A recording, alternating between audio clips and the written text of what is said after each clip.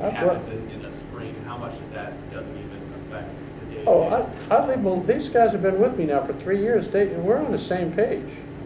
I mean, it's a pretty smooth sailing here now. Now tomorrow morning, I'm going to go in. I'm making myself available with the offensive staff to go in, and I have no agenda. I'm going to go in after our early morning meeting and say, okay, you guys have any questions or thoughts, and just give my insight on what I feel problem-solving situations are. He has more independence this spring than he had last spring. Oh. So I think we just think of it as play calling, but it's more. Oh, absolutely. But I mean, if I didn't have confidence in Michael and the offensive staff, I wouldn't be doing this. So has it felt any different for you just having him there and just what you do in practice now? Yeah, gives me a chance to coach a lot more players.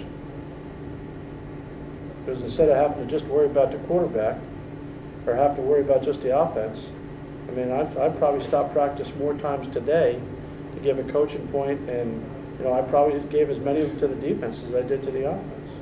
Now, I'm not talking about scheme of the defense, but there's things that I notice. Even today I sat in the defensive back meeting room, and it's funny. Corwin's coaching, and I'm in the back of the room, and he's making fun of his guys because they have a guest visitor in a classroom. I mean, it's actually been kind of fun, to tell you the truth. Do you feel like you have a greater grasp of what's going on at this point? No, I get to see more. I mean, when you don't have to zone in on just one aspect, you can see a bigger picture. So it's been easier on you than you anticipated? It's actually been kind of fun, to tell you the truth. It really has been. No, it isn't like I don't say anything to the offense. I'll say something to Jimmy, I'll say something to Ron, I'll say something to the receivers, I'll say something to the running backs, I'll say something to the offensive line, tight end, but I'm also getting an opportunity to say something to the defensive linemen and the linebackers and the DBs, or say something to Corwin, or say something to Jappy, or say something to John about, hey, this is what a good offense is going to do against you. And then it's actually been, I mean, it's 2 days in now, so it's early, but it's actually been kind of fun, to tell you the truth.